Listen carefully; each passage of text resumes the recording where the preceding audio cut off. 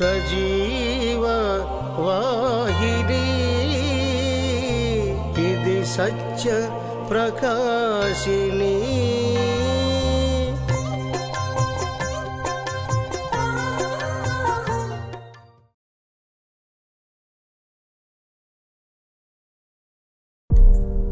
యేసుక్రీస్తు పరిశుద్ధ నామానికి మహిమ కలుగునుగాక. 40 శిలువ సాక్షులు అనే మన పాఠ్యభాగంలో 6వ పాఠ్యభాగము అనేకులను క్రీస్తు వైపు నడిపించిన శిలువ సాక్షి హతసాక్షి ఆంద్రే గురించి తెలుసుకుందాం. యోహాను సువార్త 1వ అధ్యాయము 41వ వచనం ప్రకారము, ఇతడు మొదట తన సహోదరుడైన సీమోనును చూచి మేము మెస్సియను కనుగొంటిమని అతనితో చెప్పెను. ఆంద్రేయ అత్యంత ప్రసిద్ధిగాంచిన సీమోను పేతురు తోబుట్టువు. ఇతను ఆది సంఘ అభివృద్ధిలో కీలక పాత్ర పోషించాడు మరియు క్రీస్తు పట్ల అతని అసమానమైన విధేయత కాదనలేనిది. ఆంద్రేయ యొక్క జీవితం ఒక వ్యక్తి తన దృఢమైన విశ్వాసం మరియు నిస్సందేహమైన విధేయత ద్వారా కలిగి ఉన్నటువంటి అద్భుతమైన ప్రభావానికి బలమైన సాక్ష్యంగా పనిచేస్తుంది. యేసుతో పాటు ఆంద్రేయ యొక్క అద్భుతమైన ప్రయాణం బాప్తిసమిచ్చు యోహాను యొక్క బోధనలను బహిర్గతం చేయడం ద్వారా ప్రారంభించబడింది. బలమైన పిలుపు ద్వారా ఆకర్షించబడిన ఆంద్రేయ దేవునికి అత్యంత భక్తి కలిగిన అనుచరుడయ్యాడు.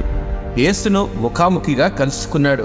యేసు క్రీస్తును దీర్ఘకాలంగా ఎదురుచూస్తున్న మెస్సియగా గుర్తించిన ఆంద్రేయ యోహాను సువార్త 1:41లో మేము మెస్సియను కనుగొంటిమి అని చెప్పడం ఒక విశేషం అంటూ ఈ యొక్క మాటలు తన సహోదరుడైన పేతురుతో ఈ శుభవార్తను పంచుకోవడంలో సమయాన్ని వృధా చేయలేదు. సువార్తలో ఆంద్రేయ ఒక ప్రత్యేకించబడిన శక్తిగా చిత్రీకరించబడ్డాడు. ప్రజలను యేసుతో అద్భుతంగా దగ్గరికి చేర్చాడు. పేతురును యేసుకు పరిచయం చేయడంలో 5,000 మందికి ఆహారం అందించడం కోసం ఒక చిన్న పిల్లవాడి దగ్గర ఉన్న కొద్ది సదుపాయాలను వినియోగించడంలో తన ప్రత్యేకతను చాటుకున్నాడు. గ్రీకులను క్రీస్తు వైపు మళ్లించడంలో అతని కీలక పాత్ర స్పష్టంగా కనిపించింది. ఆంద్రేయ యొక్క ప్రధాన దృష్టి ఇతరులను మెస్సియ వైపు నడిపించడమే. దాదాపు క్రీస్తు శకం 60 సంవత్సరంలో ఆ సమయంలో పత్రాసులో సిలువ వేయడం ద్వారా హతసాక్షి అయ్యాడు ఆంద్రేయ. చరిత్రను బట్టి అతను ఒక సిలువకు బంధించబడ్డాడు. క్రక్స్ డెకసాటా అని పిలువబడే క్రాస్ రూపంలో సిలువ వేయబడ్డాడు. ఇది ఎక్స్ ఆకారపు క్రాస్ లేదా సాల్టైర్ అని గ్రహించగలం. ప్రఖ్యాతిగాంచిన వ్యక్తి కానప్పటికీ ఆంద్రేయ యేసు పక్కనే స్థిరంగా నిలబడ్డాడు. అతని అసాధారణ పనులకు సాక్ష్యమిచ్చాడు. క్రీస్తు బోధనలను శ్రద్ధగా గ్రహించాడు మరియు రక్షకుని యొక్క అనంతమైన ప్రేమలో అంతం వరకు ఆనందించాడు.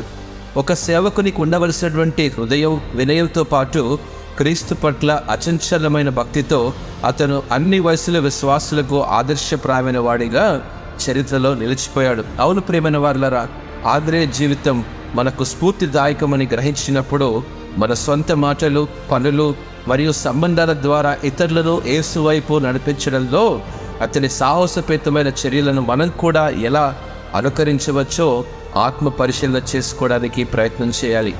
ఇప్పుడు మనకున్న సామాజిక స్థాయి లేదా ప్రతిభ కంటే మనమందరము ఆంద్రేయ అడుగుజాడలను అనుసరిస్తూ ఇతరులను క్రీస్తు ప్రేమ వైపు నడిపించడం ద్వారా నిత్య రాజ్యానికి అర్థవంతమైనటువంటి ప్రభావాన్ని చూపవచ్చు.